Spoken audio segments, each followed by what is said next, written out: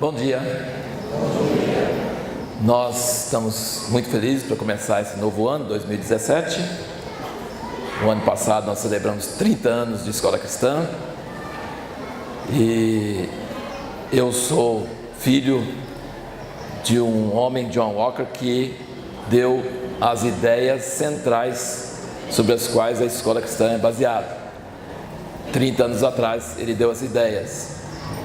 E antes disso tinha uma escola em Rubiataba, Goiás, onde nós moramos muito tempo.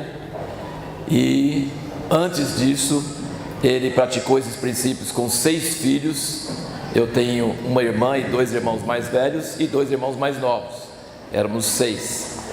E antes disso, antes de casar, ele trabalhou numa escola infantil por um tempo e ele começou a entender sobre esses princípios que tem a ver com a essência do ser humano, do estado emocional, do estado saudável do ser humano. Ele praticou esses princípios com os filhos dele, os 6 filhos. Nós praticamos com os nossos. Os 6 filhos, ele veio para o Brasil com toda a família em 1964 e todos casaram com brasileiros. E eu brinco com as pessoas que eu sou mais brasileiro que todos, a maioria de vocês, porque eu já vivi no Brasil mais tempo que vocês, né? Eu vim com 7 anos de idade, estou com 60, então já vivi no Brasil 53 anos. Então, sou ou não sou mais brasileiro que muitos brasileiros. E outros brasileiros estão no Brasil porque nasceram aqui e não tiveram a opção de sair. Eu estou no Brasil e poderia sair, mas não saio. Então, sou brasileiro por opção. Então, nós aprendemos muitas coisas com a nossa criação. E meu pai quis codificar, resumir esses princípios para um grupo de casais em 1986, no início do ano. E os casais ficaram tão entusiasmados com isso que acabaram falando: vamos fazer uma escola para defender esses mesmos valores. Quais são esses valores? Em primeiro lugar, temos o nome, Escola Cristã Jundiaí, ou seja, os valores são cristãos. Nós queremos que seja claro para todos que nós não somos de outros valores. Nós temos valores cristãos até em nosso nome, Escola Cristã Jundiaí. Se você colocou o seu filho nessa escola, é porque você concorda com os valores cristãos. Cristãos vem de uma pessoa da história chamada Jesus Cristo, que está registrado sua história na Bíblia, e são os valores que ele defendeu, que vão até atrás, até para Moisés e até para Abraão. Ou seja, nós somos uma escola que crê em valores permanentes, valores eternos, valores que, se a sociedade acha que não são válidos mais, nós achamos que continuam valendo. E nós somos, nesse sentido, uma escola tradicional. Nós achamos que os valores não mudam de acordo com os tempos, que esses valores são eternos, permanentes e necessários para uma pessoa humana saudável, feliz, e para uma sociedade também feliz, porque foram dados pelo Criador do homem. Então, você quer usar um aparelho, siga o manual, né?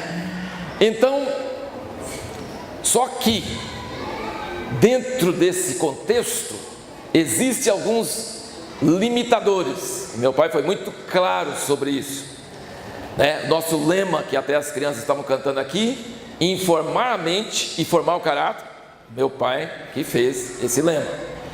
E ele também colocou o seguinte princípio: que a escola faz parte de um banquinho de 3 pernas. Nós sabemos que um banquinho de 2 pernas ou uma perna não fica em pé, cai. Mas se nós tivermos um banquinho com 3 pernas, dá para sentar nesse banquinho. E quais são as 3 pernas desse banquinho? A escola, a família e a igreja. Ou seja, a escola não é igreja, a escola não é família, a família não é escola e não é igreja, e a igreja é a igreja. Não precisamos entrar nesse assunto. Mas o que queremos dizer com isso? A escola é cristã, tem valores cristãos, mas não existe para catequizar crianças em uma determinada linha cristã. Ou seja, se é católico, presbiteriano, batista, sem nome, seja o que for, reúne na casa, reúne numa igreja, para nós não é importante, porque nós não somos igreja, nós somos escola. Então, a única coisa que nós valorizamos aqui são valores cristãos. E a escola não vai catequizar seu filho dentro de uma linha, dessas linhas que tem aí. A escola é escola, ela só defende valores cristãos e uma cosmovisão cristã. Então, é isso que tem que ficar muito claro, e nós temos isso como base muito firme em nossos princípios de comportamento. Uma outra coisa muito importante que já está mais ou menos contido nisso é que nós cremos em valores tradicionais. Tem pessoas que dizem hoje, ficam tão entusiasmados com a modernidade, que dizem, não precisa ensinar a criança a fazer contas mais, porque tem um calculador, quem vai fazer conta na ponta do lápis? E tem outros que falam, para que vai aprender a escrever letra cursiva? Eu vou só contar uma historinha para vocês, que acho que muitos devem saber. Teve uma hora que a NASA, isso pode ser invenção, tá? Mas a invenção é legal, então vou contar ela assim. Estavam querendo, a NASA dos Estados Unidos e a agência espacial da Rússia estavam dizendo, nós temos que achar um jeito do astronauta escrever no espaço. Mas como no espaço não tem gravidade, a tinta não desce. Então nós temos que inventar uma caneta, um dispositivo que a tinta sobe, que ela é puxada. E a NASA gastou uma fortuna e não ficou muito bom. E a Rússia não gastou nada e apresentou a solução última tecnológica que ganhou da NASA. Qual era? O lápis. O lápis escreve de cabeça para baixo, de lado, qualquer jeito. O lápis não precisa de gravidade. Então assim, o que acontece? O pessoal fica todo entusiasmado com a modernidade, mas se desligar a força, o ser humano que depende só da tecnologia está perdido. E o nosso aluno não, ele vai falar, acabou a força, acabou o Wi-Fi, acabou a internet, eu sei sobreviver, porque eu não dependo só dessas coisas, eu uso essas coisas. Eu quis dizer só isso para você entender, que nós cremos que o livro físico de papel não vai acabar, vai diminuir, as árvores agradecem, vai ter, eu leio livros de papel e eu leio livros digitais, gosto demais de livro digital, compro na hora, vem pela Amazon, instantaneamente, beleza, mas eu gosto de livro de papel, eu gosto de marcar, eu gosto de levar para o banheiro e sentar no vaso e ler, e eu gosto quando que o livro não acaba a energia, não acaba a bateria e não queima, e é impressionante. As vantagens do livro são as coisas impressionantes, mas as coisas modernas também são impressionantes. Então a escola tem como lema valores tradicionais, disciplina, aprendizagem, entendimento dos fundamentos, mas também ficar super atualizado em tudo que tem de mais novo, mais moderno, mais interessante. Nós reciclamos nossos professores todo ano em um seminário anual, nós temos reuniões mensais, nós vamos em conferências, nós lemos livros, nós estamos vendo o que tem de mais avançado, e nós não vamos pular nesse bonde, mas nós vamos aprender o que é útil e ensinar nossos alunos também a lidar com esses novos ambientes. Então esse é um ponto que a escola cristã valoriza. O tradicional é importante, o novo e o atual também é importante, e nós precisamos ter as duas coisas. Outra coisa que nós valorizamos muito, leitura. É conhecido por muitas testemunhas, de muitas pesquisas, de muitas fontes diferentes, que o maior diferencial na vida de uma criança não é a escola onde ele estudou, não é a linha de ensino, mas são duas coisas que os pais fazem com as crianças e que uma escola ideal deve fazer também para reforçar. São duas coisas: ler e conversar, interagir. São essas duas coisas que determinam o futuro da criança. Você entra numa sala de aula, vê 20 crianças, vê alguns acesos, vê alguns apagados. O que está por detrás do aluno que está com aqueles olhinhos acesos, pronto para aprender, pronto para colocar, pronto para tudo? Um pai, uma mãe que lê para ele, lê com ele, fazer ele ler. O menino está acordado para o mundo atual. E a outra coisa, conversa.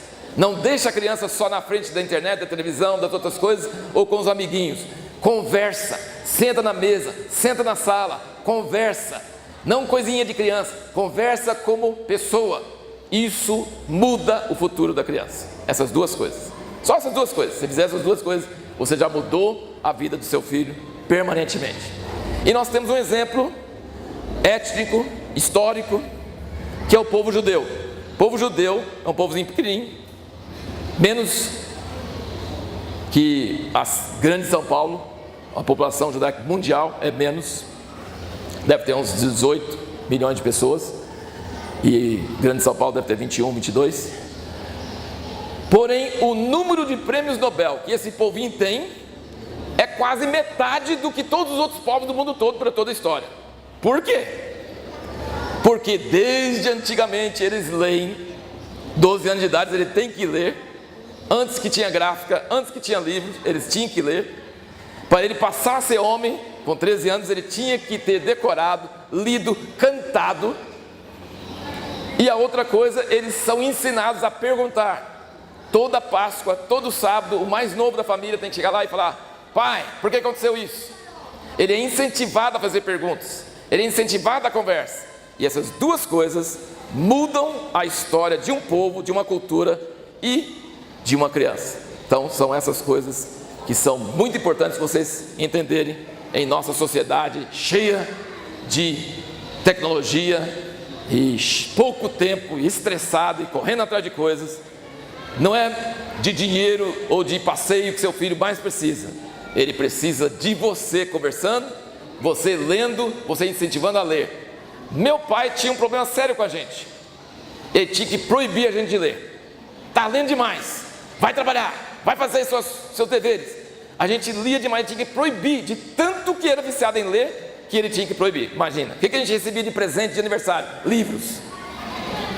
E assim por diante. Então a escola valoriza a biblioteca, valoriza a leitura, valoriza porque a gente sabe, se o aluno não aprender todo o conteúdo aqui, mas se ele aprendeu a ler e a depender da informação por si próprio, ele vai ser um eterno aluno, ele vai ser bem sucedido na vida e ele vai avançar muito bem. Línguas. Eu tenho colega, tenho amigo que morou nos Estados Unidos 2 anos, é pós-doutor e não fala inglês até hoje.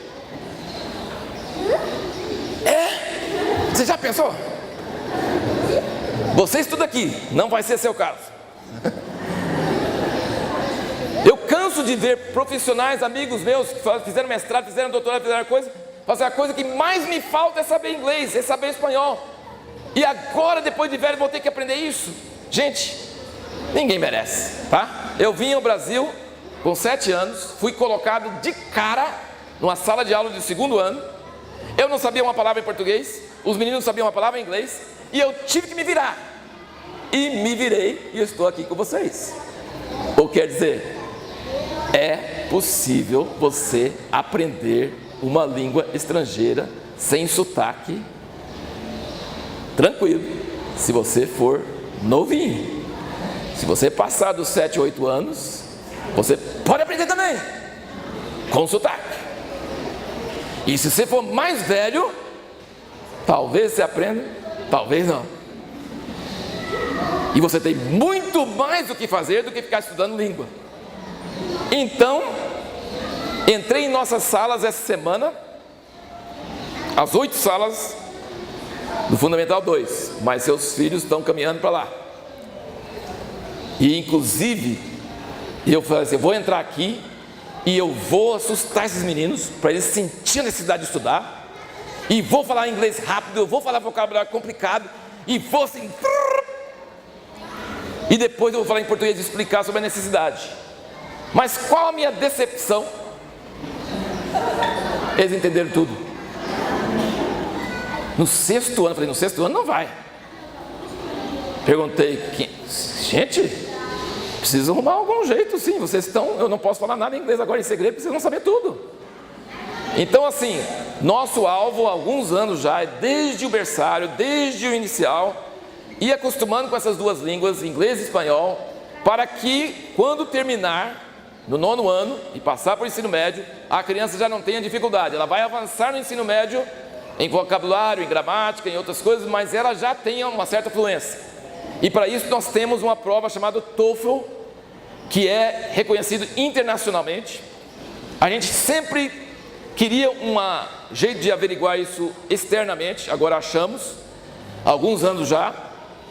Não é o TOEFL da proficiência na língua que eles aplicam antes de entrar nas faculdades do exterior, mas é o intermediário, e prepara para aquele, e tem validade. Então nós estamos medindo as crescentes capacidades dos nossos alunos nessas línguas. Então nós damos muita ênfase, inclusive na biblioteca, dos alunos lerem livros e participarem disso. Então nós temos, seu filho está numa escola que valoriza a aprendizagem de língua estrangeira, que é o inglês e o espanhol. Eu vou pedir a Kelly para vir agora, porque nós adotamos tantos programas novos que a gente vê e que a gente acha importante e fica entusiasmado, que às vezes eu esqueço até o nome e só vejo de novo quando eu tenho que pagar o boleto. Aí eu fico assustado, que negócio é esse? Aí ela me explicou em poucas palavras essa semana o que era o MISU. E o MISU tem a ver com seus filhos, porque vai ser aplicado no 5º ano, é isso? Então eu vou deixar ela falar em poucas palavras o que é o MISU e por que nós estamos adotando. E veja bem, vocês não estão pagando nada para isso, a escola está adotando uma coisa que estamos pagando e os pais não estão pagando por isso. Bom dia. O MISU é um programa desenvolvido pela MindLab, um programa que o filho de vocês tem acesso. E a preocupação do MISU era de treinar os alunos do ensino médio para as avaliações de vestibular, Enem e tudo mais. Então, era um programa desenvolvido para o ensino médio, que dava o retorno para a escola, e que o nosso ensino médio adota. E que dava o retorno para os pais de quais habilidades os alunos estavam com mais dificuldade. Numa interpretação de gráfico, sobre um conteúdo específico, ele dava esse retorno para a escola. E que o ano passado, eles começaram a pensar que várias habilidades que os alunos no ensino médio ainda não tinham conseguido, poderiam ter sido trabalhadas anteriormente. Se tivesse sido apontado quais habilidades são essas, aonde é que está a falha específica em cada uma das áreas do conhecimento. Então, eles desenvolveram para os alunos do 5º ano até o 8º ano uma prova diagnóstica com o objetivo de analisar esses alunos, as habilidades desses alunos e poder apontar para as escolas onde é que estão os pontos que podem ser mais trabalhados e favorecer os alunos mais para frente. Então, no que diz respeito ao 5º ano, eles vão participar esse ano de 2 provas diagnósticas, que são 2 avaliações, contendo 22 questões de português e 22 questões de matemática, em 2 momentos do ano, uma prova diagnóstica em cada um dos semestres. Tá bom? Muito bom. Muito obrigado, Kelly. Esse curso eu fiquei impressionadíssimo, porque eles apresentam, quando foi aplicado no ensino médio, nosso, no colégio cristão, eles mostram exatamente onde está a dificuldade dentro de uma determinada área. Então, mas só que eles entenderam que se só diagnosticar no ensino médio e não resolver no fundamental, eles não estão ajudando. Então eles querem trabalhar com isso. É um pessoal super antenado e estão agora acompanhando as mudanças no ensino médio, e é um privilégio muito grande nós podermos participar desse processo. Mamãe me perguntou se os alunos seriam avisados dessa avaliação. Não, porque é uma prova realmente diagnóstica. Eles não precisam se preparar para fazer essa avaliação. O intuito é ver como é que eles estão e o que o nível que eles estão nesse momento, sem se preparar para essa avaliação, quanto eles estão aprendendo de fato, tá? Agora eu quero tratar de um assunto novo, muito novo e muito importante. E eu peço sua atenção porque, como pais, é extremamente importante e talvez nessa fase de Fundamental 1 seja mais importante que qualquer outra fase. Mas, de qualquer forma, é relevante. É a questão da segurança digital. Nós chamamos uma especialista, doutora Patrícia Peck, temos aqui o material dela se você quiser pegar depois, o site. Ela é especialista, escreveu vários livros e ela veio aqui e deu um discurso de 2 horas para nossa turma sobre o que está acontecendo no meio digital, nas redes sociais, sobre os processos legais, sobre a aplicação para as escolas, sobre a implicação para as crianças, muito útil. Inclusive eu indico aqui para vocês, acho que nós vamos tentar conseguir uma cartilha orientativa, bem curtinha e bem ilustrada e com várias perguntas. Eu vou só ler algumas das perguntas, ela fez um checklist para o pai, e vou só ler alguns para vocês saberem qual é o tema, né? Você sabe o que seu filho está fazendo diante do computador? Você sabe como seu filho consegue mexer no computador? Você sabe se seu filho tem perfil em rede social? Você sabe se seu filho possui amigos virtuais e se comunica com eles? Você sabe se seu filho tem fotos em poses sensuais ou íntimas publicadas na internet? Você autoriza seu filho a manter o computador em seu próprio quarto ou deixa em um local mais público da casa de livre circulação? Você controla o tempo que seu filho passa realizando atividades no computador? Você já pesquisou sobre a vida digital de seu filho e a sua própria, buscando por seu próprio nome ou imagem? Você sabe se seu filho está copiando trabalhos existentes na internet para apresentá-los como se fossem dele em seu colégio? Você sabe que tipo de informação seu filho ou aluno armazena dentro do computador? Assim, esse aqui é um checklist, mas ela tem em cada página instruções bem curtas, objetivas, para você vigiar o que acontece com o seu filho. Estava falando com a turma do infantil agora, que ela nos explicou que todo brinquedo, ele tem indicação da idade apropriada para aquele brinquedo e a contraindicação, o perigo que aquele brinquedo oferece. Mesmo que seja uma coisa aparentemente inocente, se ele pode engolir, engasgar, todo brinquedo é obrigado a ter a idade apropriada e as contraindicações. O celular não. O celular não tem nem idade, nem contraindicação. Sabe por quê? Porque não é brinquedo. Ele é muito mais perigoso do que você imagina. Ela nos contou histórias horrorosas. Nós temos histórias aqui mesmo, na escola, não tão horrorosas, graças a Deus. A lei do Brasil, de 23 de 27 estados, proíbe o uso do celular em sala de aula, a não ser que o professor vai usar para finalidade educativa e com supervisão. Essa é a lei do estado de São Paulo também. As leis das redes sociais, Facebook, Twitter, Instagram, WhatsApp, não pode ter menos de 13 anos para ter perfil. Para ter perfil, precisa mentir e dizer que tem mais, senão você não pode ter perfil. O que isso significa? Significa que esses abusos que estão acontecendo na internet começam com uma idade menor, a doutora nos falou, tipo 10, antes dos 10, 8 a 12 por aí, as crianças expondo fotos sensuais na internet, às vezes sem entender as consequências, e às vezes por desafios. Acontecem histórias até de problemas sérios. Quanto tempo você consegue segurar o fôlego? Esses desafios a gente sabe que as crianças fazem. Mas se é presencial, se tem perigo, a pessoa socorre na rua. Mas se está diante de uma câmera no quarto, sozinho, sai da frente da câmera, ninguém sabe, ninguém pode acudir, pode morrer. E eles fazem desafios bobos. Você não é homem, você não é isso, você não é aquilo, você não tem coragem.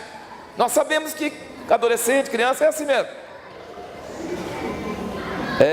Existe, depois que essas fotos e coisas comprometedoras são colocadas na internet, existe o cyberbullying, que o pessoal começa a pegar, divulgar, criticar, destruir a reputação da pessoa. Então, essas coisas são crimes. Aliás, dizer que tem 13 anos quando não tem, também é crime. Falsidade ideológica, é crime. Só que esses crimes cometidos na internet, se a criança tem menos de 13 anos, não é a criança que é penalizada. Sabe quem é penalizado? Sabe? Os pais. Você é responsável pelo menor. Ou seja, você precisa saber responder essas perguntas que ela fez aqui. Outra coisa, grandes problemas pedagógicos surgem por causa de um acesso não monitorado da internet. Deixa eu explicar. Se ele tem computador no quarto, se ele tem celular, se ele tem Wi-Fi, se ele tem internet, ele fecha a porta, fala boa noite, você pensou que ele foi dormir. Foi dormir nada. Aí a escola fala, seu filho está com sono, mas ele dorme na hora certa. Dorme nada. Percebe que é um problema que gera problema de aprendizagem, porque não está dormindo certo, e o pai não sabe porque ele está na internet. Outra coisa, ele fica fazendo dever 2 horas, não sei que tanto dever é isso. Quando você vê o número de mensagens que eles mandam um para o outro por dia, como que ele vai fazer dever se ele tem que mandar tipo 100, 200 mensagens, e receber e responder e atender? E eu fiquei sabendo que nossa escola mesmo, mas o menino fica 2 horas lendo o livro. Como que ele não terminou o livro? É que o celular estava dentro do livro, e a mãe olhando, ele estava lendo o livro e o celular está lá. Ou seja, a criança é muito mais esperta que você imagina, gente. Ela é super inteligente. E você precisa ser mais esperto que ela. Você é responsável por essas coisas. Então eu queria alertar vocês, ela disse para nós o seguinte, que antigamente os pais, quando o menino ia para a rua, falava assim, não pega carona com qualquer um, não conversa com estranho, brinca só com fulano e fulano, toma um cuidado lascado de ir na rua. Mas na internet não. Você sabe que seu filho está vendo na internet? A internet não é a rua, a internet é o mundo. Tem muita coisa boa e tem muita coisa ruim. E a probabilidade de ele encontrar coisa ruim é grande, e você deixa aberto. Você fala na sua casa, você tranca a porta, cuidado, tranca a porta, mas você deixa aberto essa porta pública. E tem outro detalhe muito importante, que me preocupava muito, que eu via que a mocidade e o povo brasileiro de modo geral, muitos até adultos, não sabem as consequências públicas e permanentes do que você põe em rede social. Só uma ideia, a criança chega em casa, a criança de 5, 6 anos, fala assim, minha mãe saiu, meu pai está trabalhando. Pronto, o sequestrador está falando, a casa está liberada, posso ir lá. A família fala, nós estamos de passeio, toda a família, olha que passeio maravilhoso aqui na praia. O ladrão fala, boa hora de roubar.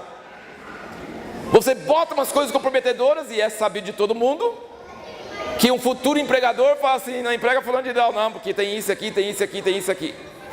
Todo mundo acha que eu apaguei, ficou apagado. O que você colocou nunca é apagado. Ele em algum lugar, por alguém, pode ser recuperado. Pense bem antes de postar qualquer coisa, porque ele pode voltar 10 anos, 15 anos depois para te assombrar, certo? Então até adultos precisam saber disso, muito mais nossos filhos e nossas crianças, tá certo? Então se você quiser mais alertas ou mais entendimento sobre isso, a doutora Patrícia Peck nos atendeu com muita boa vontade, ela tem muitos materiais, e tem essa cartilha que é curtinha e facinho, e eu acho que a gente vai tentar adquirir alguns para os pais que quiserem depois adquirir conosco. Finalmente então, Quero falar sobre o estacionamento. Nós achamos muito bom quando abriu esse atacadista aqui ao nosso lado, chamado Calimera, e eu não consegui entender para que tinha esse nome, Calimera, esse nome estranho, mas por coincidência estava passeando na Grécia e todo mundo falava Calimera, Calimera, Calimera. Bom dia, em grego. Não sei de onde ele arrumou, mas significa bom dia. E eu vejo sempre muitos pais aqui da escola com menininhos da uniforme comprando coisas aí. E aí eu falei, nossa, é uma simbiose maravilhosa. Tem lugar para estacionar, tem lugar para pegar o filho e ainda compra frutas e verduras do melhores. É ótimo, maravilhoso. E na verdade é maravilhoso mesmo e é muito bom. Mas ocorreu um probleminha que eu queria a sua compreensão para nos ajudar com isso. Em um determinado sábado, quando tinha reunião aqui, alguma coisa, evento aqui, ele perdeu 70% da renda porque todos os carros eram de pais da escola e fregueses não conseguiam entrar e não tinha lugar de estacionar. Aí ele veio reclamar conosco.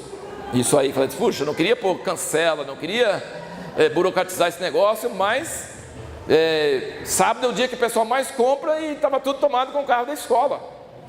Então ele pediu a nossa compreensão e não só ele, tem o restaurante também da picanha ali ao lado, que quando não é hora do almoço não tem problema, mas na hora do almoço tem problema sério, porque às vezes perderam fregueses, porque clientes da escola estavam lá também, e responderam às vezes até com falta de educação e tudo. Então nós pedimos a sua compreensão pelo seguinte, ele disse, você vai entrar, estacionar, pegar a criança e sair em 5 minutos, pode usar, tranquilo. Você vai entrar, demorar um pouquinho mais, mas vai comprar R$200 de verdura, também pode, tá? Mas você vai entrar, vai comprar um pé de alface e vai ficar 1 hora, meia hora lá, por favor, né? Não é educado, não é de boa índole e vai criar problemas para nós como escola. Então nós pedimos a sua compreensão sobre isso. Nós temos convênio com o Vesúvio, durante o dia eles não usam estacionamento, então eles cedem para nós o estacionamento, você pode estacionar lá e vir para cá e gastar um tempo. Se for rapidinho, pode parar aqui no Calimera, pegar a criança, pôr e ir embora. Se for demorado, não pode ser naquele lugar. Nós já estávamos mais ou menos alertados sobre isso, mas a doutora também confirmou isso, sobre nossos funcionários e professores, em relação ao uso das redes sociais. Então, está escrito aqui em nosso Manual de Procedimento 2017, que todo funcionário e professor da escola cristã fica advertido de que é expressamente proibido manter em suas páginas e aplicativos de relacionamento pessoal alunos ou pais de alunos, exceto nos casos em que os laços de amizade sejam anteriores ao vínculo de trabalho. O que acontece? Na vida real e na vida virtual, precisa do professor e funcionário distinguir entre sua vida pessoal e a sua vida profissional.